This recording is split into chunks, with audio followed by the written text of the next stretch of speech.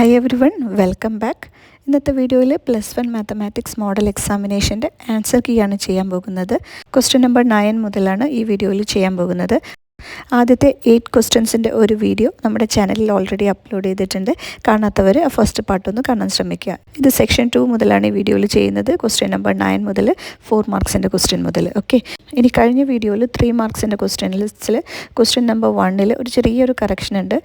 First question പറയുന്നത് consider the relation r = set xy such that xy belongs to set xy = 4 defined on integers, find domain, range and number of elements. ഇപ്പോൾ relation തന്നിട്ടുള്ളത് നോക്കുക, xy = 4 എന്നാണ് പറഞ്ഞിട്ടുള്ളത്. അപ്പോൾ നമുക്ക് 6 elements ഇവിടെ കിട്ടും. 1 4 4 1 2 2, അതുപോലെ -1 -4 -4 -1 -2 -2. കഴിഞ്ഞ വീഡിയോയിൽ ഞാനിവിടെ -2 എന്ന എലമെൻറ്റ് എഴുതാൻ മിസ്സായി പോയിട്ടുണ്ടായിരുന്നു. അപ്പോൾ ഞാൻ ആ ക്വസ്റ്റ്യൻ ഒന്നും കൂടി കറക്റ്റ് ചെയ്തിട്ട് പറയുകയാണ് കേട്ടോ. അതിൻ്റെ കറക്റ്റ് ആൻസർ വരെ ഇതേ രീതിയിലാണ്. r എന്ന് പറയുമ്പോൾ ഈ രീതിയിൽ എഴുതാം. അതുപോലെ ഡൊമെയിൻ എന്ന് പറയുമ്പോൾ 1 2 4 -1 -2 -4. അതുപോലെ തന്നെ റേഞ്ച് എന്ന് പറയുമ്പോൾ 6 എലമെൻറ്റ്സ് വരും. 1 2 4 -1 -2 -4. ടോട്ടൽ നമ്പർ ഓഫ് എലമെൻറ്റ്സ് എന്ന് പറയുന്നത് 6. ഓക്കെ, സോ ഈ ക്വസ്റ്റ്യൻ ഇതേ രീതിയിൽ കറക്റ്റ് ചെയ്തിട്ടൊന്ന് പഠിക്കുക കേട്ടോ. ഇനി നമുക്ക് ക്വസ്റ്റ്യൻ നമ്പർ 9 കിടക്കാം. Number of proper subsets of A set with 4 element is dash. Number of proper subsets ആണ് ചോദിച്ചിട്ടുള്ളത്. ഒരു സെറ്റിൽ n എലമെൻറ്റ്സ് ഉണ്ടെങ്കിൽ അതിൽ നമ്പർ ഓഫ് സബ്സെറ്റ്സ് കാണാൻ 2n ചെയ്താൽ മതി. പക്ഷേ ഇവിടെ ചോദിച്ചിട്ടുള്ളതിൽ ടോട്ടൽ നമ്പർ ഓഫ് സബ്സെറ്റ്സ് അല്ല, total number of proper subsets. So proper subsets എന്ന് പറയുമ്പോൾ ആ സെറ്റ് തന്നിരിക്കുന്ന ഗിവൺ സെറ്റ് നമ്മൾ കൂട്ടാൻ പാടില്ല. So number of proper subset എന്ന് പറയുമ്പോൾ തന്നിരിക്കുന്ന സെറ്റ് നമ്മൾ ഇൻക്ലൂഡ് ചെയ്യാൻ പാടില്ല. സാധാരണ സബ്സെറ്റ്സ് നമ്മൾ എഴുതുമ്പോൾ ആദ്യം നമ്മൾ തന്ന സെറ്റ് എഴുതും, പിന്നെ നൾ സെറ്റ് എഴുതും, പിന്നെ ഓരോ എലമെൻറ്റ്സും സെപ്പറേറ്റ് നമ്മൾ എഴുതും. അങ്ങനെയാണ് നമ്മൾ സബ്സെറ്റ്സ് ഒക്കെ കാണാറ്. പക്ഷേ പ്രോപ്പർ സബ്സെറ്റ് എന്ന് പറയുമ്പോൾ ഗിവൺ സെറ്റ് എന്ന് പറയുന്ന സെറ്റാണെങ്കിൽ ആ സെറ്റ് അങ്ങനെ തന്നെ എഴുതാൻ പാടില്ല. സോ അത് ഒഴിവാക്കിയിട്ട് ബാക്കിയുള്ള എല്ലാ സബ്സെറ്റുകളെയും നമ്മൾ പ്രോപ്പർ സബ്സെറ്റ്സ് എന്ന് പറയും. സോ ആ ഒരു എലമെൻറ്റ് ഒഴിവാക്കുക എന്ന് പറയുമ്പോൾ total number of subsets 2n ആണ്. അതിൽ നിന്ന് 1 സബ്ട്രാക്ട് ചെയ്യുക. സോ 2n - 1 എന്ന് പറയാം. അതായത് ഇവിടെ 4 എലമെൻറ്റ്സ് ഉള്ളത് കൊണ്ട് നമുക്ക് 2⁴ - 1 എന്ന് പറയാം. 2⁴ മീൻസ് ഇറ്റ് ഈസ് 16. 16 - 1 = 15 എന്ന് ആൻസർ എഴുതാം. 1 മാർക്കിൻ്റെ ക്വസ്റ്റ്യൻ. ഓക്കെ, സോ ഇതേ രീതിയിൽ ഏത് ക്വസ്റ്റ്യൻ ചോദിച്ചു കഴിഞ്ഞാലും നിങ്ങൾക്ക് ഈ ഫോർമുല യൂസ് ചെയ്യാം. Total number of proper subsets എന്ന് പറയുമ്പോൾ 2n - 1 എന്നുള്ള ഇക്വേഷൻ യൂസ് ചെയ്താൽ മതി. ഇനി second question, consider the set A = set of all x such that x is a letter in the word mathematics. Mathematics എന്നാണ് word തന്നിട്ടുള്ളത്. x is a letter in the word mathematics. So ഇതിലുള്ള letters എന്നൊക്കെ എഴുതി നോക്കുക. A = set MATHEICS. ഇത്രയും elements എയിൽ വരും. അതുപോലെ B എന്ന് പറയുന്നത് y is a letter such that y is a letter in the word physics. So physics എന്നുള്ള വേർഡ്. സോ B എന്ന് പറയുന്ന സെറ്റിൽ PHYSIC. ഇത്രയും 6 എലമെൻറ്റ്സ് വരും. ഇനി ചോദിച്ചിട്ടുള്ളത് A യൂണിയൻ B കാണാൻ, A ഇൻ്റർസെക്ഷൻ B കാണാൻ, A - B കാണാൻ. സോ A യൂണിയൻ B = ഇത്രയും എലമെൻറ്റ്സ് A യൂണിയൻ Bയിൽ എഴുതാം. അതായത് എയിലും ബിയിലും എലമെൻറ്റ്സ് ഒരുമിച്ച് കൂട്ടി എഴുതാം.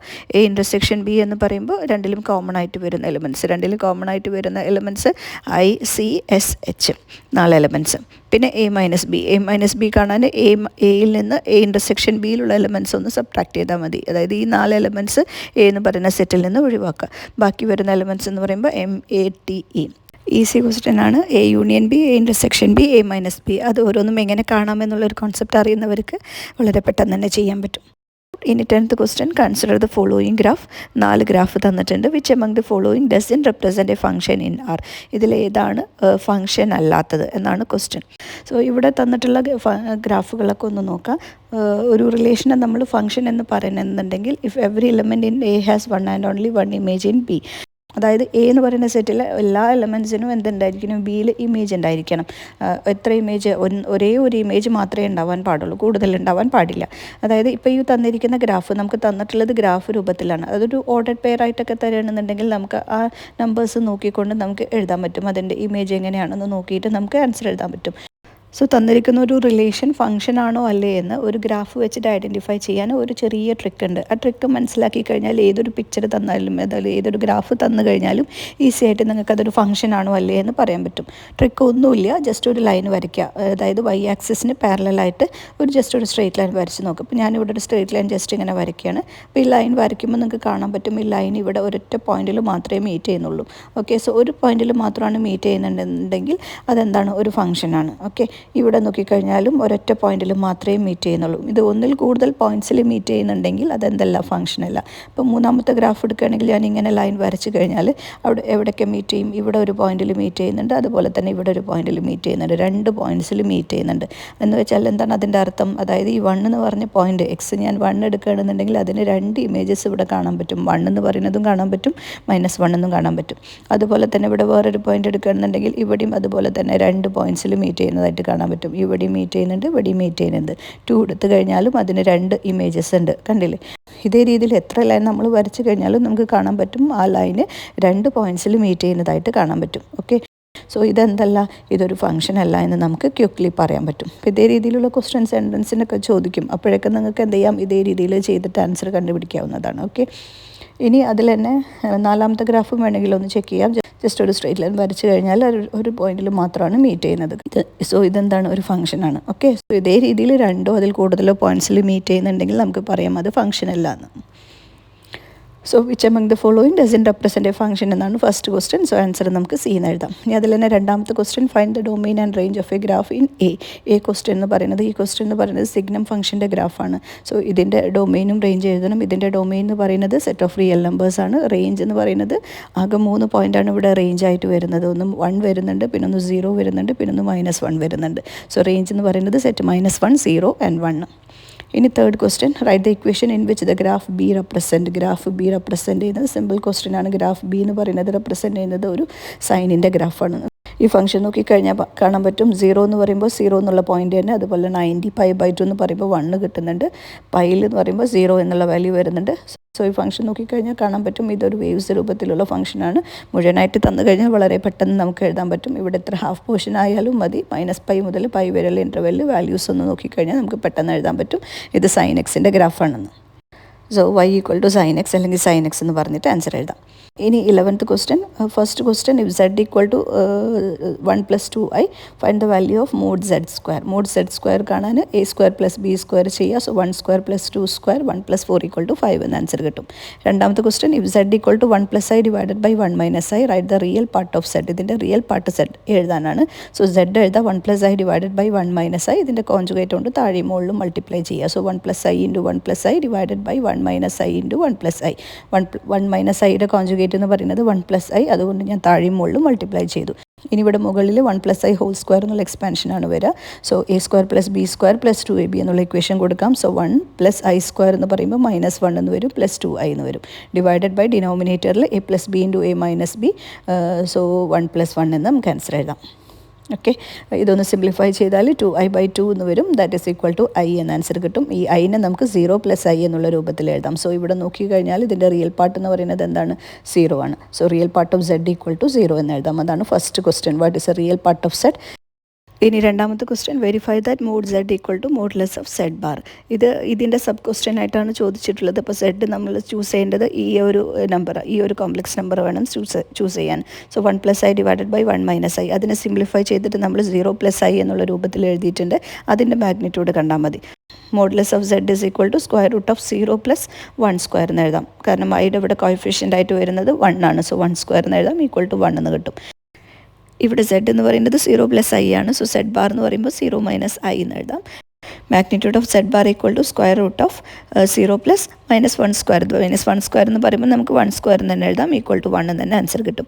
Therefore we can write mod z = modulus of z bar എന്ന് പറഞ്ഞിട്ട് കൺക്ലൂഡ് ചെയ്യാം. വെരിഫിക്കേഷൻ ക്വസ്റ്റ്യൻ ആണ്. സോ ഈ z വെച്ചിട്ട് ചെയ്താലും മതി. ഇനി അതല്ലെങ്കിൽ നിങ്ങൾക്ക് a + ib വെച്ചിട്ട് ചെയ്താലും ആൻസർ കിട്ടും. ഇനി 12th question, which of the following is A solution of the inequality 4x + 3 > 5x + 7 x belongs to R. ഒരു ഇനിക്വാളിറ്റി തന്നിട്ടുണ്ട്. നമ്മൾ ആദ്യമായി ഇനിക്വാളിറ്റി ഒന്ന് എഴുതിയിട്ട് സോൾവ് ചെയ്ത് കണ്ടുപിടിക്കുക.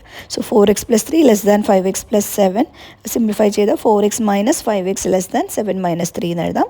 അതായത് -x > 4 എന്ന് വരും. therefore x greater than -4 എന്ന് എഴുതാം. ഓക്കെ, സോ -4നേക്കാളും വലുതായിട്ടുള്ള എല്ലാ നമ്പേഴ്സും, സോ നമ്മൾ നമ്പർ ലൈൻ വരച്ച് കഴിഞ്ഞാൽ ഈ രീതിയിൽ എഴുതാം. അത് നമ്മൾ ഇൻ്റർവെല്ലാക്കിയിട്ട് എഴുതുകയാണെങ്കിൽ -4 ഇൻഫിനിറ്റി, -4 ഇൻക്ലൂഡഡ് അല്ലാത്തത് കൊണ്ട് -4ൻ്റെ അവിടെ ഓപ്പൺ ഇൻ്റർവെൽ എഴുതാം. So option number B -4 infinity എന്ന് ആൻസർ കിട്ടും. ഇനി അതിൽ തന്നെ രണ്ടാമത്തെ question, solve 3 × x - 2/5 < or = 5 × 2 - x/3. Given inequality 3 into x minus 2 by 5 less than or equal to 5 into 2 minus x. ഇവിടെ ഡിനോമിനേറ്റർ 5 ആണ്, ഇവിടെ ഡിനോമിനേറ്റർ 3 ആണ്. സോ നമുക്ക് ടോട്ടൽ ഈ ഇനിക്വാളിറ്റീനെ 15 കൊണ്ട് മൾട്ടിപ്ലൈ ചെയ്യാം. സോ 15 കൊണ്ട് മൾട്ടിപ്ലൈ ചെയ്താൽ 15 into 3 into x minus 2 less than or equal to 15 into 5 into 2 minus x എന്ന് വരും. ഒന്ന് ക്യാൻസൽ ചെയ്ത് കഴിഞ്ഞാൽ, അതായത് ഇവിടെ 5ഉം 15ഉം തമ്മിൽ ക്യാൻസൽ ചെയ്യാം. So 3 into 3 9 into x minus 2 less than or equal to 25 into 2 minus x എന്ന് വരും. ഇതൊന്ന് മൾട്ടിപ്ലൈ ചെയ്താൽ 9x minus 18 less than or equal to 25 into 2 means it is 50 minus 25x എന്ന് എഴുതാം. So 9x plus 25x less than or equal to 50 plus 18 വരും. 50 plus 18 68. 9 plus 25 means it is 34. 34x less than or equal to 68 എന്ന് കിട്ടും. 4x less than or equal to 2 എന്ന് എഴുതാം. അതായത് 2ക്ക് താഴെയുള്ള എല്ലാ നമ്പേഴ്സും. സോ മൈനസ് ഇൻഫിനിറ്റി ടു 2 എന്നുള്ള ഇൻ്റർവെൽ കിട്ടും. ഓക്കെ. ഇനി third question, if NC7 equal to NC5 then find the value of n. ഇതും വളരെ ഇമ്പോർട്ടൻ്റ് ആയിട്ടുള്ള ഒരു തിയറമാണ്. A ഈക്വൽ ടു NCB ആണെങ്കിൽ A ഈക്വൽ ടു B എന്ന് എഴുതാം, അല്ലെങ്കിൽ N equal to A plus B എന്ന് എഴുതാം. ഇതൊന്ന് പഠിക്കട്ടെ, ഒരുവിധം ക്വസ്റ്റ്യൻ പേപ്പറിൽ ഇപ്പോൾ അത് കാണുന്നുണ്ട്. അപ്പോൾ ഈ ഒരു ഇക്വേഷൻ അറിഞ്ഞെങ്കിൽ മാത്രമാണ് നമുക്കിതിൻ്റെ ആൻസർ കാണാൻ പറ്റുള്ളൂ. So NC7 equal to NC5 എന്നാണ്. So A equal to B എന്തായാലും ആവില്ല, കാരണം 7 ഈക്വൽ ടു 5 ഒരിക്കലും ആവില്ല. Therefore N equal to 7 plus 5 എന്ന് എഴുതാം. 7 പ്ലസ് 5 ഈക്വൽ ടു 12. ഇതും ടെക്സ്റ്റ് ബുക്കിലുള്ള കാര്യമാണ്. ചെറിയൊരു പോയിൻ്റായിട്ടാണ് ടെക്സ്റ്റ് ബുക്കിൽ കൊടുത്തിട്ടുള്ളത്. എന്തായാലും ടെക്സ്റ്റ് ബുക്ക് ഒന്ന് വായിച്ച് നോക്കാം കേട്ടോ. ഇനി അതിൽ തന്നെ second question, 4 cards are drawn from a deck of 52 cards. Find the number of ways of choosing 3 red and 1 black cards. Total number of cards എന്ന് പറയുന്നത് 52 ആണ്. അതിൽ നിന്ന് 4 കാർഡ്സാണ് നമ്മൾ എടുക്കുന്നത്. ആ എടുക്കുന്ന കാർഡ്സ് ഏതൊക്കെയാണ്? 3 റെഡും 1 ബ്ലാക്ക് കാർഡും. അങ്ങനെ 4 കാർഡ്സ് എടുക്കാനാണ് നമ്മളോട് പറഞ്ഞിട്ടുള്ളത്. ആകെ 52 കാർഡ്സാണ് നമ്മുടെ കയ്യിലുള്ളത്. അതിൽ നമ്പർ ഓഫ് റെഡ് കാർഡ്സ് എത്രയാണ്? നമ്പർ ഓഫ് റെഡ് കാർഡ്സ് എന്ന് പറയുന്നത് 26 ആണ്. അതുപോലെ നമ്പർ ഓഫ് ബ്ലാക്ക് കാർഡ്സ് എന്ന് പറയുന്നതും 26 ആണ്. ഓക്കെ, 26 അങ്ങനെ ടോട്ടൽ 52 കാർഡ്സാണ് കാർഡ്സിൽ വരുന്നത്. ആ 26 കാർഡ്സിൽ നിന്ന് വേണം 3 റെഡ് കാർഡ് എടുക്കാൻ. സോ 26ൽ നിന്ന് 3 റെഡ് കാർഡ് എടുക്കുക എന്ന് പറയുമ്പോൾ നമുക്കതിനെ 26C3 എന്ന് എഴുതാം. ആൻഡ് സോ ഇൻറ്റു പിന്നെന്തും കൂടി നമ്മൾ എടുക്കുന്നുണ്ട്, 1 ബ്ലാക്ക് കാർഡും കൂടി എടുക്കുന്നുണ്ട്. സോ 1 ബ്ലാക്ക് കാർഡ് എവിടെ നിന്ന് എടുക്കണം? ബ്ലാക്ക് കാർഡ്സ് നിന്ന് എടുക്കണം. ബ്ലാക്ക് കാർഡ്സ് എത്ര എണ്ണം ഉള്ളത്? 26 കാർഡ്സാണ് ഉള്ളത്. സോ 26C1 എന്ന് എഴുതാം. അതായത് 26C3 ഇവിടെ ആൻഡ് വന്നതുകൊണ്ട് ഇൻറ്റു ചെയ്തു, ഇൻറ്റു 26C1. ഓക്കെ. രണ്ടാമത്തെ ക്വസ്റ്റ്യൻ, എക്സാക്ട്ലി 3 ഏസ് കാർഡ്സ്. നമ്മളെടുക്കുന്ന 4 കാർഡ്സിൽ കൃത്യമായിട്ട് 3 ഏസ് കാർഡ്സ് ഉണ്ടായിരിക്കണം. ഓക്കെ. സോ നമ്മളൊരു കാർഡ്സിൻ്റെ പാക്ക് എടുക്കുകയാണെന്നുണ്ടെങ്കിൽ അതിൽ ടോട്ടൽ 4 ഏസ് കാർഡ്സ് ഉണ്ടായിരിക്കും. ആ 4 ഏസ് കാർഡ്സിൽ നിന്ന് വേണം 3 ഏസ് കാർഡ് എടുക്കാൻ. സോ 4C3 എന്നെഴുതാം. ആൻഡ് പിന്നെ നമ്മൾ ഒരു കാർഡും കൂടി എടുക്കണം, കാരണം ടോട്ടൽ നമ്മൾ 4 കാർഡ്സാണ് എടുക്കുന്നത് അല്ലേ. സോ 3 കാർഡ്സ് നമ്മളിവിടെ ഏസ് കാർഡ്സിൽ നിന്നെടുത്തു, പിന്നെ ഒരു കാർഡും കൂടി എടുക്കാനുണ്ട്. ആ ഒരു കാർഡ് എവിടെ നിന്ന് എടുക്കണം? ബാക്കിയുള്ള കാർഡ്സിൽ നിന്ന് വേണം എടുക്കാൻ. സോ നമ്മൾ ഏസ് കാർഡ്സ് ഒഴിവാക്കിയാൽ ബാക്കി 52ൽ 48 കാർഡ്സ് ഉണ്ടായിരിക്കും. ആ 48 കാർഡ്സിൽ നിന്ന് വേണം ഒരു കാർഡ് എടുക്കാൻ. സോ ഇൻറ്റു 48C1 എന്ന് എഴുതാം. സോ 4C3 ഇൻറ്റു 48C1 എന്ന് ആൻസർ കിട്ടും. ഇത് വേണമെന്നുണ്ടെങ്കിൽ നിങ്ങൾക്ക് കാൽക്കുലേറ്റ് ചെയ്തിട്ട് ഫൈനൽ ആൻസർ എഴുതാം. ഇല്ല ഇത്ര എഴുതിയാലും നമുക്ക് മാർക്ക് കിട്ടും. ഓക്കെ. ഇനി 14th question, in a class of 60 students, 30 opted for NCC, 32 opted for SPC and 24 opted for both NCC and SPC. If one of these students is selected at random, find the probability that the student opted for NCC or SPC and the student has opted for neither NCC or nor SPC and the student has opted for SPC but not NCC. Okay, ഇതേ രീതിയിലുള്ളൊരു question text ബുക്കിലുള്ളത് തന്നെയാണ്. So ആ ക്വസ്റ്റ്യനൊക്കെ പഠിച്ചവർക്ക് വളരെ എളുപ്പത്തിൽ ചെയ്യാം പറ്റും. So ആദ്യം നമ്മൾ എ എന്ന് പറഞ്ഞ ഒരു ഇവൻ്റ് എടുത്തു. Let A B the event that the student has opted NCC. ഇനി ബി എന്ന് പറയുന്നത് SPC എടുത്തിട്ടുള്ള കുട്ടികളുടെ ഇവൻ്റ് ആയിട്ട് എടുക്കുക. ടോട്ടൽ നമ്പർ ഓഫ് സ്റ്റുഡൻസ് 60 ആണ്. സോ N ഓഫ് എ നമുക്ക് ക്വസ്റ്റ്യനിൽ തന്നിട്ടുണ്ട് 30. അതുപോലെ N ഓഫ് ബി SPC എടുത്തിട്ടുള്ളത് 32 സ്റ്റുഡൻസ് ആണ്. അതുപോലെ N of A intersection B രണ്ടും എടുത്തിട്ടുള്ള സ്റ്റുഡൻസ് എന്ന് പറയുന്നത് 24 ആണ്. ഇനി പ്രോബബിലിറ്റി ഓഫ് ക്വസ്റ്റ്യൻ ചോദിച്ചിട്ടുള്ളത് student opted NCC or SPC. Or വരുമ്പോൾ എന്താ നമ്മൾ കാണേണ്ടത്? യൂണിയൻ കണ്ടുപിടിക്കുക. Probability of A union B കാണാം. എ യൂണിയൻ ബി എന്ന് പറയുമ്പോൾ ഈക്വേഷൻ നമ്മൾ പഠിക്കുന്നതാണ് P of A plus P of B minus P of A intersection B. ഈ വാല്യൂസൊക്കെ ഒന്ന് കണ്ടുപിടിച്ചിട്ട് സബ്സ്റ്റിറ്റ്യൂട്ട് ചെയ്യും ഇവിടെ. സോ P ഓഫ് എ എന്ന് പറയുമ്പോൾ N ഓഫ് എ അറിയാം 30. സോ P ഓഫ് എ എന്ന് പറയുമ്പോൾ 30 ഡിവൈഡഡ് ബൈ ടോട്ടൽ എന്ന് പറയുന്നത് 60. 30/60 എന്ന് എഴുതാം. ഇനി P ഓഫ് ബി എന്ന് പറയുമ്പോൾ N ഓഫ് ബി അറിയാം 32. സോ 32/60 എന്ന് എഴുതാം. P of A intersection B equal to A intersection B അറിയാം, N of A intersection B അറിയാം 24. സോ 24/60 ചെയ്ത P of A intersection B കിട്ടും. ഓക്കെ, ഈ വാല്യൂസൊക്കെ നമ്മളിവിടെ സബ്സ്റ്റിറ്റ്യൂട്ട് ചെയ്യുക. ഇത് നമ്മളിവിടെ ഞാനിതിവിടെ സിംപ്ലിഫൈ ചെയ്യുന്നില്ല, കാരണം സിംപ്ലിഫൈ ചെയ്ത് കഴിഞ്ഞാൽ നമ്മളിവിടെ കാൽക്കുലേറ്റ് ചെയ്യുമ്പോൾ വീണ്ടും LC ഒക്കെ എടുക്കേണ്ടി വരും. ഓക്കെ, സോ നിങ്ങളിവിടെ ബെറ്റർ സിംപ്ലിഫൈ ചെയ്യാണ്ട് ഇതുപോലെ തന്നെ എഴുതി വെക്കുന്നതാണ് നല്ലത്. സോ ഫൈനൽ ആൻസർ കിട്ടിയതിന് ശേഷം നിങ്ങൾക്ക് അതിനെ സിംപ്ലസ്റ്റ് ഫോമിൽ റെഡ്യൂസ് ചെയ്തിട്ട് ഇതുപോലെ എഴുതാം. 38/60 എന്ന് കിട്ടി, അതിനെ ഞാൻ 19/30 എന്ന് എഴുതി. സോ ഇതേ രീതിയിലുള്ള ക്വസ്റ്റ്യൻ വരുമ്പോൾ ഒന്ന് ശ്രദ്ധിക്കുക, ലാസ്റ്റ് മാത്രം സിംപ്ലസ്റ്റ് ഫോമിലോട്ട് റെഡ്യൂസ് ചെയ്താൽ മതി, ആദ്യം തന്നെ ചെയ്ത് വെക്കാൻ നിൽക്കണ്ട. ഓക്കെ, ഇനി രണ്ടാമത്തെ question, probability of not NCC and not SPC. Not NCC എന്ന് പറയുമ്പോൾ എ കോംപ്ലിമെൻ്റ് എന്ന് എഴുതാം, ആൻഡ് എന്നാണ്, സോ ഇൻ്റർസെക്ഷൻ കൊടുക്കുക.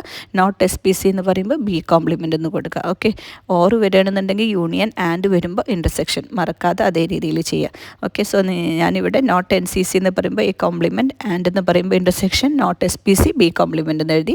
P of A complement intersection B കോംപ്ലിമെൻറ്റിന് നമുക്ക് 1 - P of A union B എന്ന് എഴുതാം, equal to 1 - P of A union ബിയുടെ വാല്യൂ കൊടുക്കുക, 19/30 ഈക്വൽ ടു 11/30 എന്ന് ആൻസർ കിട്ടും. ഇനി അതിൽ തന്നെ മൂന്നാമത്തെ question, SPC, probability of SPC not NCC. So probability of SPC not NCC എന്നാണ്. So P of B minus A കാണാം. P of B minus A കാണാൻ P of B minus P of A intersection B ചെയ്യുക. P of ബിയുടെ value കൊടുക്കുക, P of A intersection ബിയുടെ value കൊടുക്കുക. So 32/60 - 24/60 എന്ന് കിട്ടും. ഫൈനൽ ആൻസർ 8/60 എന്ന് കിട്ടും. റെഡ്യൂസ് ചെയ്താൽ 2/15 എന്ന് എഴുതാം. ഓക്കെ, ഇനി റെഡ്യൂസ് ചെയ്തിട്ടില്ലെങ്കിലും 8/16 എന്ന് എഴുതിയാലും കറക്റ്റാണ്. ഓക്കെ, ഇതേ രീതിയിലുള്ള ക്വസ്റ്റ്യൻസ് ഒക്കെ ഒന്ന് പഠിച്ചു വെക്കുക. ചെറിയ സിമ്പിളായിട്ടുള്ള ഇക്വേഷൻസ് ആണ്, നമ്മൾ സെറ്റിൽ പഠിക്കുന്ന ഇക്വേഷൻസ് തന്നെയാണ് ഇവിടെ നമ്മൾ കൊടുക്കുന്നത്. ഇപ്പോൾ ഇത് പ്രോബബിലിറ്റി യൂസ് ചെയ്തിട്ട് എഴുതണമെന്ന് മാത്രം. ഓക്കെ, സോ സെറ്റ് പഠിച്ചവർക്ക് ഈ ചാപ്റ്റർ ഈസി ആയിരിക്കാം. ഓക്കെ, ഇനി 15ാമത്തെ question, consider the straight line x - 3x + 4 = 0. Find the slope of the line perpendicular to the given line. So given equation എന്ന് പറയുന്നത് x - 3y + 4 = 0. അതിൽ നിന്ന് ABCയുടെ വാല്യൂ കാണാം. Slope of the line perpendicular to the given line, ഈ ലൈനിന് perpendicular ആയിട്ടുള്ള ലൈനിൻ്റെ സ്ലോപ്പ് എഴുതാനാണ് പറഞ്ഞത്. സോ ആദ്യം നമ്മൾ ഈ ലൈനിൻ്റെ സ്ലോപ്പ് കാണാം. Slope of this given line എന്ന് പറയുന്നത് മൈനസ് ഓഫ് A/B ചെയ്യുക. സോ മൈനസ് ഓഫ് A/B എന്ന് പറയുമ്പോൾ മൈനസ് ഓഫ് 1/-3 എന്ന് വരും, ഈക്വൽ ടു 1/3 എന്ന് കിട്ടും. ഇനി നമുക്കറിയാം രണ്ട് ലൈൻസ് പെർപെൻഡിക്കുലർ ആണെന്നുണ്ടെങ്കിൽ അതിൻ്റെ സ്ലോപ്സിൻ്റെ പ്രോഡക്റ്റ് M1 × M2 ചെയ്ത് കഴിഞ്ഞാൽ -1 എന്ന് കിട്ടും. So M1 × M2 = -1. ഒരു ലൈനിൻ്റെ സ്ലോപ്പ് നമുക്കറിയാം 1/3, 1/3 × M2 = -1. സോ രണ്ടാമത്തെ ലൈനിൻ്റെ സ്ലോപ്പ് M2 = -3 എന്ന് കിട്ടും. ഓക്കെ, ഇനി ആ ലൈനിൻ്റെ ഇക്വേഷൻ എഴുതാനാണ് question. Equation of the line എന്ന് പറയുമ്പോൾ ലൈനിൻ്റെ ഇക്വേഷൻ കാണാൻ y - y1 = m × x - x1. x1 y1 എന്ന് പറയുന്നത് തന്നിരിക്കുന്ന പോയിന്റ് എന്ന് പറയുന്നത് 1, 2 ആണ്. സോ 1, 2 എന്നുള്ള പോയിന്റ് എടുക്കുക. x1 എന്ന് പറയുന്നത് 1 എന്നും y1 എന്ന് പറയുന്നത് 2 എന്ന പോയിന്റ് എടുക്കുക. So y - 2 = -3 × x - 1. സിംപ്ലിഫൈ ചെയ്താൽ y + 3x - 5 = 0 എന്ന് വരും. Or we can write 3x + y - 5 = 0 എന്ന് ആൻസർ എഴുതാം. ഇനി ഇതിൽ തന്നെ മൂന്നാമത്തെ question, find the coordinates of the point of intersection of the given line and the line obtained in part 2. തന്നിരിക്കുന്ന ഈ ലൈനും അതുപോലെ തന്നെ രണ്ടാമത്തെ ക്വസ്റ്റ്യനിൽ നമുക്ക് കിട്ടുന്ന ലൈനും, അത് രണ്ടും തമ്മിലുള്ള പോയിന്റ് ഓഫ് ഇൻ്റർസെക്ഷൻ കാണണം. സോ പോയിന്റ് ഓഫ് ഇൻ്റർസെക്ഷൻ കാണാൻ രണ്ട് ഇക്വേഷനും കൂടി ജസ്റ്റ് സോൾവ് ചെയ്തിട്ട് എക്സും വൈയും കണ്ടുപിടിച്ചാൽ മതി. സോ ഫസ്റ്റത്തെ ഇക്വേഷൻ തന്നിരിക്കുന്നത് എഴുതാം, x - 3y + 4 = 0. രണ്ടാമത്തെ ഇക്വേഷൻ നമുക്ക് കിട്ടിയത് എഴുതാം, 3x + y - 5 = 0. ഇനി ഈ രണ്ട് ഇക്വേഷനും സോൾവ് ചെയ്യാൻ നോക്കുക. ആദ്യം എക്സിൻ്റെ കോഎഫിഷ്യൻ്റ് ഈക്വൽ ആക്കുക, അല്ലെങ്കിൽ വൈയുടെ കോഎഫിഷ്യൻ്റ് ഈക്വൽ ആക്കുക. സോ ഇവിടെ എക്സിൻ്റെ കോഎഫിഷ്യൻ്റ് 1 ആണ്, ഇവിടെ കോഎഫിഷ്യൻ്റ് 3 ആണ്. സോ ഇക്വേഷൻ നമ്പർ 1നെ നമ്മൾ 3 കൊണ്ട് മൾട്ടിപ്ലൈ ചെയ്യുക. സോ 3x - 9y + 12 = 0 എന്ന് വരും. അതുപോലെ രണ്ടാമത്തെ ഇക്വേഷൻ ചേഞ്ച് ഇല്ല, അതുപോലെ തന്നെ എഴുതാം. സോ 3x ഇത് equation number 3 minus equation number 1 just subtract ചെയ്ത് കഴിഞ്ഞാൽ 3x - 3x ക്യാൻസലായി പോകും. -9y - y എന്ന് പറയുമ്പോൾ -10y വരും. +12 - -5 എന്ന് വരും, ഈക്വൽ ടു 12 + 5 = 17 എന്ന് വരും. അതായത് y = 17/10 എന്ന് ആൻസർ കിട്ടും. ഇനി വൈയുടെ വാല്യൂ കിട്ടിക്കഴിഞ്ഞാൽ എക്സ് കാണാൻ എന്താ ചെയ്യേണ്ടത്? എക്സ് ഏതെങ്കിലും ഒരു ഇക്വേഷനിൽ ജസ്റ്റ് സബ്സ്റ്റിറ്റ്യൂട്ട് ചെയ്ത് നോക്കുക. സോ ഫസ്റ്റത്തെ ഇക്വേഷനിലോ രണ്ടാമത്തേലോ ഏതിൽ വേണമെങ്കിലും കൊടുക്കാം. ഞാനിവിടെ ഫസ്റ്റ് ഇക്വേഷനിൽ കൊടുക്കുകയാണ്. സോ ഫസ്റ്റ് ഇക്വേഷനിൽ കൊടുക്കുമ്പോൾ x - 3 × 3y എന്നാണ്. സോ x - 3 × വൈയുടെ വാല്യൂ കൊടുത്തു, +4 = 0 എന്ന് എഴുതാം. അത് സിംപ്ലിഫൈ ചെയ്താൽ x = 11/10 എന്ന് കിട്ടും. ദോർഫോർ പോയിന്റ് ഓഫ് ഇൻ്റർസെക്ഷൻ എന്ന് പറയുമ്പോൾ 11/10 ആൻഡ് 17/10 എന്ന് ആൻസർ എഴുതാം. ഓക്കെ, സോ ഇത്രയുമാണ് 15th ക്വസ്റ്റ്യൻ. ഇനി question number 16, equation of the parabola given in the figure is y² = 8x. ഒരു ഫിഗർ തന്നിട്ടുണ്ട്, ഈ പരാബോളയുടെ ഇക്വേഷൻ തന്നിട്ടുണ്ട് y² = 8x. ചോദിച്ചിട്ടുള്ളത് ഫൈൻഡ് ദ ഫോക്കസ് കാണണം, length of the latus rectum കാണണം. ഓക്കെ, 2 മാർക്കിൻ്റെ ക്വസ്റ്റ്യൻ. പിന്നെ അതിൽ തന്നെ sub question, latus rectum L dash of the parabola is a കോഡ് to a circle centred at origin as shown in the figure, write the equation of the circle. ഈ സർക്കിളിൻ്റെ ഇക്വേഷനും കൂടി എഴുതണം. ഓക്കെ, സോ ഈ ക്വസ്റ്റ്യനും ചിലപ്പോൾ നിങ്ങൾക്ക് ഡിഫിക്കൽട്ടായിട്ട് ഫീൽ ചെയ്തിട്ടുണ്ടാവും. പക്ഷേ ഇത് സിമ്പിളാണ്, വളരെ എളുപ്പം നിങ്ങൾക്ക് ആൻസർ കണ്ടുപിടിക്കാം. ജസ്റ്റ് പരാബോളയുടെ കോൺസെപ്റ്റ്, ലാറ്റസ്റ്റ് റെക്റ്റം എന്താണ്, ഫോക്കസ് എന്താണ്, ഇതൊക്കെ അറിഞ്ഞു കഴിഞ്ഞാൽ, അതായത് അതിൻ്റെ ഡെഫിനിഷൻ കൃത്യമായിട്ട് അറിഞ്ഞു കഴിഞ്ഞാൽ ആൻസർ കണ്ടുപിടിക്കാം. തന്നിരിക്കുന്ന പരാബോളയുടെ ഇക്വേഷൻ എഴുതാം, y² = 8x. അതിനെ നമുക്ക് 4 × 2x എന്ന് എഴുതാം. therefore a = 2 എന്ന് എഴുതാം. എയുടെ വാല്യൂ കിട്ടിക്കഴിഞ്ഞാൽ നമുക്ക് ഫോക്കസ് എഴുതാം. ഫോക്കസ് = a0, അതായത് 20. Length of the latus rectum എത്രയാണ്? 4a എന്ന് പറയുമ്പോൾ 4 × 2 എന്ന് പറയുമ്പോൾ 8 എന്ന് എഴുതാം. ഓക്കെ, സോ ഫസ്റ്റ് ക്വസ്റ്റ്യനിൽ നമുക്ക് ആൻസർ കിട്ടി, ഫോക്കസ് കിട്ടി, length of the latus rectum കിട്ടി. ഫസ്റ്റ് ക്വസ്റ്റ്യൻ കഴിഞ്ഞു. ഇനി അതിൽ രണ്ടാമത്തെ question equation of the circle കാണും. ഇക്വേഷൻ ഓഫ് ദ സർക്കിൾ നമുക്കറിയാം. ഇക്വേഷൻ ഓഫ് ദ സർക്കിൾ എന്ന് പറയുന്നത് x - h² + y - k² = r². അപ്പോൾ അവിടെ നമുക്ക് HK അറിയണം, അതുപോലെ r അറിയണം. HK എന്ന് പറയുമ്പോൾ സർക്കിളിൻ്റെ സെൻറ്റർ. ആ പിക്ചറിൽ നോക്കിക്കഴിഞ്ഞാൽ നമുക്കറിയാൻ പറ്റും സർക്കിളിൻ്റെ സെൻറ്റർ എന്ന് പറയുന്നത് 0, 0 ആണ്. സോ സെൻറ്റർ കിട്ടി. ഇനി നമുക്കതിൻ്റെ റേഡിയസും കൂടി കിട്ടിക്കഴിഞ്ഞാൽ ആൻസറായി. സോ റേഡിയസ് കാണുന്നുണ്ടെങ്കിൽ നമ്മളിവിടെ തന്നിരിക്കുന്ന പിക്ചറിൽ നോക്കുക, ഇത് പരാബോളയാണ് ഈ തന്നിട്ടുള്ളത്. സോ ഈ പരാബോളയിൽ ഇവിടെ നമുക്ക് പോയിന്റ് തന്നിട്ടുണ്ട് L എന്ന് പറഞ്ഞിട്ട്. L എന്ന് പറഞ്ഞ പോയിന്റ് ലാറ്റസ്റ്റ് റെക്റ്റത്തിൻ്റെ പോയിൻ്റാണ്. സോ ലാറ്റസ്റ്റ് റെക്റ്റത്തിൻ്റെ കോർഡിനേറ്റ്സ് നമുക്കറിയാം. ലാറ്റസ്റ്റ് റെക്റ്റത്തിൻ്റെ കോർഡിനേറ്റ്സ് എന്ന് പറയുന്നത് A to A എന്നാണ്. സോ കോർഡിനേറ്റ്സ് ഓഫ് L എന്ന് പറയുന്നത് 2, 4, അതായത് A to A എന്നുള്ള രീതിയിലാണെങ്കിൽ A എന്ന് പറയുന്നത് 2 ആണ്. സോ 2, 4 എന്ന് നമുക്ക് എഴുതാം. അതല്ലെങ്കിൽ ഈ ഡിസ്റ്റൻസ് നോക്കിയിട്ട് എഴുതിയാലും മതി. ഈ പോയിന്റ് എന്ന് പറയുന്നത് ഫോക്കസ് ആണ്, ഫോക്കസ് എന്ന് പറയുന്നത് A0. സോ ഈ ഡിസ്റ്റൻസ് എന്ന് പറയുന്നത് 2 എന്ന് കിട്ടും. അതുപോലെ ഈ ലാറ്റസ്റ്റ് റെക്റ്റത്തിൻ്റെ ലെങ്ത് എന്ന് പറയുന്നത് 2a ആണ്. സോ നമുക്കിവിടെ ഈ ഡിസ്റ്റൻസ് എന്ന് പറയുന്നത് 4 എന്ന് പറഞ്ഞിട്ട് എഴുതാം. ആ രീതിയിൽ വേണമെങ്കിൽ എഴുതാം, അല്ലെങ്കിൽ ജസ്റ്റ് കോർഡിനേറ്റ്സ് നോക്കിയിട്ട് A to A എന്നുള്ള രീതിയിൽ 2, 4 എന്ന് പറഞ്ഞിട്ട് എഴുതാം. ആ കോർഡിനേറ്റ്സിൻ്റെ കൺസെപ്റ്റ് അറിയുന്നവർക്ക് പെട്ടെന്ന് തന്നെ ഇത് എഴുതാൻ പറ്റും. ഇനി നമുക്ക് റേഡിയസ് കാണുന്നുണ്ടെങ്കിൽ ഈ OL കണ്ടാൽ മതി. OL എന്നുള്ള ഡിസ്റ്റൻസ് എന്ന് പറയുന്നതാണ് radius. So distance formula use ചെയ്തിട്ട് നമുക്ക് √2 - 0² + 4 - 0² എന്ന് എഴുതാം. =√4 + 16 എന്ന് എഴുതാം. =√20 എന്ന് ആൻസർ കിട്ടും. ഇനി ഇതേ രീതിയിലല്ലെങ്കിലും നമുക്ക് റേഡിയസ് കണ്ടുപിടിക്കാൻ പറ്റും. വേറൊരു മെത്തേഡ് എന്ന് പറയുന്നത്, ഇവിടെ ഒരു ട്രയാങ്കിൾ ഫോം ചെയ്തിട്ട് അതിൻ്റെ ഹൈപ്പോട്ട്ന്യൂസ് കണ്ടാൽ മതി. ഇവിടെ ഈ റേഡിയസ് എന്ന് പറയുന്നത് ഈ ട്രയാങ്കിളിൻ്റെ ഹൈപ്പോട്ട്ന്യൂസ് ആണ്. സോ നമ്മളിവിടെ ഒരു ലൈനൊക്കെ വരച്ചിട്ട് ഒരു ട്രയാങ്കിൾ ഫോം ചെയ്യുക. സോ ഇവിടെ നമുക്ക് കിട്ടുന്ന ട്രയാങ്കിൾ എന്ന് പറയുന്നത് ഒരു റൈറ്റ് ആംഗിൾ ട്രയാങ്കിളാണ്. റൈറ്റ് ആംഗിൾ ട്രയാങ്കിൾ എന്ന് പറയുമ്പോൾ നമുക്ക് പൈതഗോറസ് തിയറം അപ്ലൈ ചെയ്തുകൊണ്ട് ഈ ഹൈപ്പോട്ട്ന്യൂസ് കണ്ടുപിടിക്കാം. ഓക്കെ, സോ ഈ ഡിസ്റ്റൻസ് നമുക്കറിയാം 2 എന്ന് പറയുന്നത്. ഈ ഡിസ്റ്റൻസ് ടോട്ടൽ ഇത്രയും ലെങ്ത്, ലാറ്റസ്റ്റ് റെക്റ്റത്തിൻ്റെ ലെങ്ത് എന്ന് പറയുന്നത് 8 ആണ്. സോ ഇത്രയും ഡിസ്റ്റൻസ് എന്ന് പറയുന്നത് 4 ആണ്. സോ ഈ ലെങ്ത്തും അറിയാം, ഈ ലെങ്ത്തും അറിയാം. സോ മൂന്നാമത്തെ സൈഡ് നമുക്ക് പൈതഗോറസ് തിയറം ഉപയോഗിച്ചുകൊണ്ട് കണ്ടുപിടിക്കാം. സോ മൂന്നാമത്തെ സൈഡ് കാണാൻ √4² + 2² എന്ന് ചെയ്യാം, =√20 എന്ന് കിട്ടും. ആ രീതിയിൽ വേണമെന്നുണ്ടെങ്കിൽ അങ്ങനെയും ചെയ്യാം. അതിൻ്റെ ഒന്നും ആവശ്യമില്ല. ലാറ്റസ്റ്റ് റെക്റ്റത്തിൻ്റെ കോർഡിനേറ്റ്സ് അറിയാമെങ്കിൽ ഈസി ആയിട്ട് നമുക്ക് എഴുതാൻ പറ്റും. ഇനിയിപ്പോൾ ഈ ക്വസ്റ്റ്യനിൽ ഈ ഫിഗർ ഇതേ രീതിയിൽ തന്നിട്ടില്ല, ലാറ്റസ്റ്റ് റെക്റ്റത്തിൻ്റെ കോർഡിനേറ്റ്സ് എന്താണ് എന്ന് ചോദിച്ചു കഴിഞ്ഞാലും നിങ്ങൾക്ക് എഴുതാൻ കിട്ടണം. A to A എന്ന് പറയുന്നതാണ് ലാറ്റസ്റ്റ് റെക്റ്റം എന്ന് നിങ്ങൾക്ക് പെട്ടെന്ന് തന്നെ പറയാൻ കിട്ടണം. ഓക്കെ, ഇനി റേഡിയസ് കിട്ടിക്കഴിഞ്ഞാൽ ഇക്വേഷൻ ഓഫ് ദ സർക്കിൾ ഇതേ രീതിയിൽ കാണാം. x² + y² = r², അതായത് x² + y² = r-ൻ്റെ വാല്യൂ കൊടുക്കുക. √20 √20² എന്ന് പറയുമ്പോൾ 20 എന്ന് കിട്ടും. therefore x² + y² = 20 എന്നുള്ളതാണ് ഇക്വേഷൻ ഓഫ് ദ സർക്കിൾ. ഇപ്പോൾ രണ്ടാമത്തെ സെക്ഷനിലെ എല്ലാ ക്വസ്റ്റ്യനും ചെയ്തു. ഇനി മൂന്നാമത്തെ സെക്ഷൻ 17th ക്വസ്റ്റ്യൻ മുതൽ അടുത്തൊരു വീഡിയോ ആയിട്ട് ചെയ്യുന്നതാണ്. ഇനി നിങ്ങൾക്ക് എക്സാമിനേഷന് മുന്നേ അടുത്ത വീഡിയോ ആയിട്ട് എന്താ വേണ്ടതെന്നുള്ളത് നിങ്ങൾക്ക് കമൻറ്റ് ചെയ്യാവുന്നതാണ്. അതിനനുസരിച്ച് നെക്സ്റ്റ് വീഡിയോ ചെയ്യുന്നതാണ്. ഈ വീഡിയോസ് എല്ലാം യൂസ്ഫുൾ ആവുന്നുണ്ടെങ്കിൽ മറക്കാതെ സബ്സ്ക്രൈബ് ചെയ്യണേ. താങ്ക്